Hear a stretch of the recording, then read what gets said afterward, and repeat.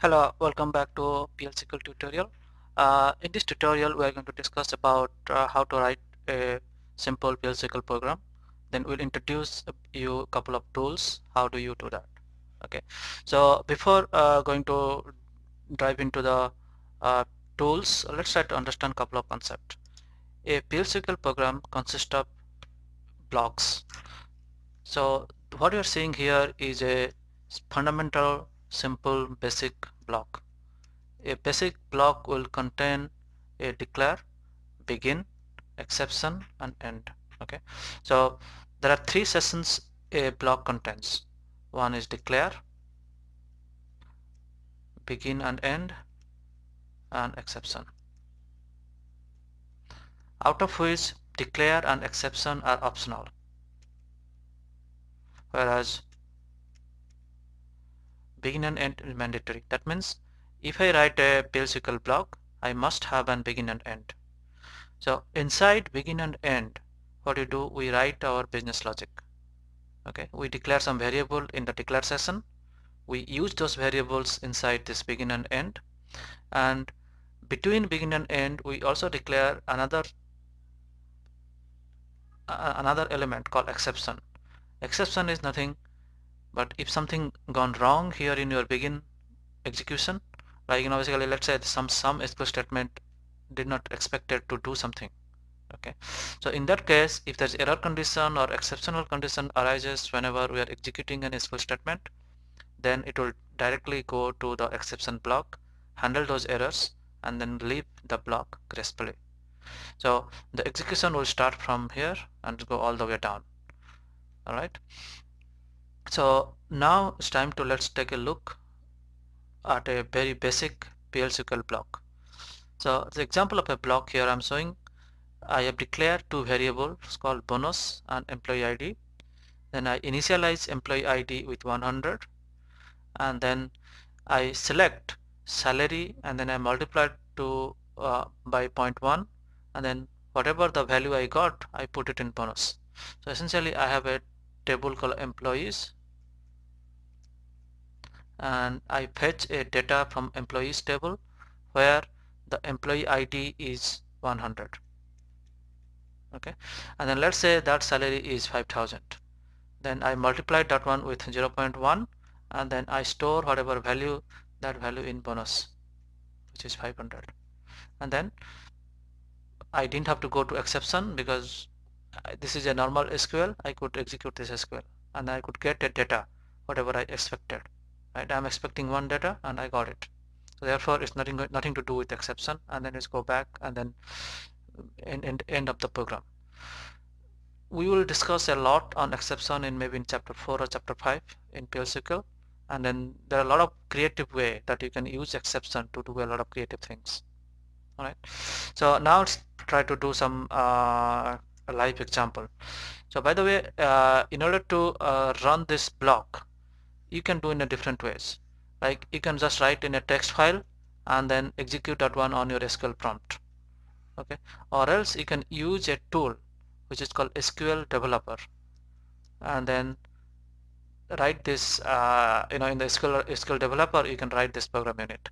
So for this PLSQL tutorial we'll use SQL developer, which is a free tool given by Oracle Corporation, and it has a lot of capabilities like indenting, like debugging and all these things. So therefore I'm going to use SQL developer for my demos, tutorials, and even for my real life work. You can also use another tool called Toad, which is a third-party tool by Quest Software. You can get that, and then I don't know how much it costs and all.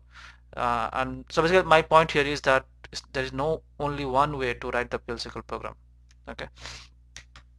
So if you install Oracle SQL Developer, it's going to look like this. The first thing that I need to do, I need to create a connection to my database. So I do a new connection, and then I give a connection name. Say the connection name is test program, or basically my username is Scott. So let's say I give the name as Scott connection. Right, then my username is Scott, so I give the Scott, and then password is Tiger. Alright, then I also need to give my host name on where Oracle is installed. So essentially I have an Oracle database installed on my local host listening on port 1521, and the seed, the system identification is XE. So all these things are taken by default by this tool. The tool is a little bit smart enough. It is recognizing that there is a database, and so it is prompting you, and if you want you can change this thing, not a problem. Okay, but I don't have to change. I just want to make sure that if this connection is working or not. Therefore I can give a test and then see like in my status what is showing. So this is testing the connection right now and looks like successful. Okay, so therefore I say connect. Okay, so here's my Scott connection, and then basically Scott connection, by clicking this thing it will expand and it will show me whatever different types of objects they are in that Scott connection. Okay, so for this timing I don't want to worry about anything. Let's try to write my fast program. So as I told you, my PLSQL block will contain by only begin and end. That's a mandatory thing. So for my fast program I just want to write the hello world equivalent thing in SPLSQL. So to print we need a function called dbms underscore output dot put line. So this is something similar to your printf or system.io system dot println, okay, whatever you do in Java. Okay, and then I give a string called hello world. I end this thing and then I do end. Okay, so what I did here, I call this method called dbms output dot put line, and then with the quotes I give the character string, and then if I run this thing it will give me the output. So before that I just want to do one more check to make sure that we can able to see the results. Okay, so by doing this thing I just enable that I can see whatever is coming from the server. Okay, so now let's run. Okay, so it's saying that error in line number 2, there's something gone wrong here. I don't think there's anything. Output dbms underscore output dot put underscore line. Okay, oh I don't know, there's something gone wrong. So basically, okay, so now it's saying that anonymous block, this is anonymous block because we don't have a name for it. Okay, and then it's giving me the output hello world. So now let's do a little bit of more interesting thing than begin and end. So let's say I declare a variable called x, I say number, right? So as I in this Scott schema I have an employee table.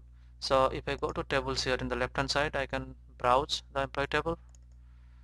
Okay, so I have an employee table. Let's say I want to, my objective here is to get the salary of employee number 7839, and then multiply that one by 0.1, and whatever the value I'm getting, I'm going to assign that one to a temporary variable. So let's do that. Select sal from emp. So select sal, then I want to give into which variable I want to put. So I want to dump into variable x, so whatever value I'm getting for sal from emp, where emp number is equal to 7839. Okay, and then let's say I declare another variable, I call this bonus number, and then what I'm going to do, I'm going to do bonus.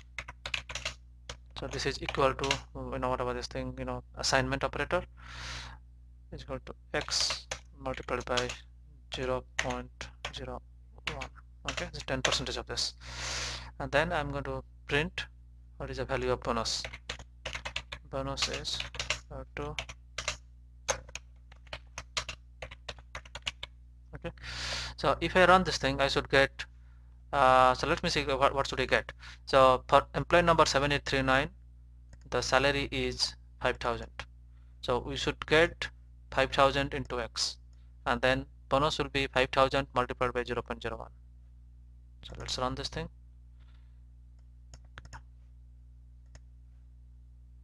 Okay, so it said that anonymous block completed, and then it's give me bonus is equal to 50, right? So because 500 multiplied by 0.01 is 5000 multiplied by 0.01 is 50. All right, so this is your second PL SQL program. So what we did, we have a declare, we have a begin and end. Since we did not use any exception here, don't worry about that. Chapter number 4, we're going to use a lot of exceptions. All right, so now let's go back to our slides. So there are different types of blocks, right? So there is one block called anonymous, which we have used right now, because we don't have any name for that, and that's the reason why it is showing that anonymous block is completed. However, you can create a procedure and then you can put the same begin, end, whatever you wrote. Same thing can be done there, exactly same whatever you did here in anonymous block, but you give a name, procedure and name. Okay, so if you do that, what is going to happen is all these things is going to be stored in the database. Okay, so this is just temporary. You just run this thing, tomorrow you have to write again. But if I write this thing and then store in the database, which is called a stored procedure, then I can execute it again and again until I dropped it, until I destroy that procedure. Similarly, there is another concept called function. The difference between procedure and function is that function will return a data type, where procedure is may or may not. Right? So these are the 3 types of blocks, and then we use these blocks more, creative way, like while writing a complete PL/SQL procedure. So with this, in the next tutorial, we are going to discuss about variables. Thank you.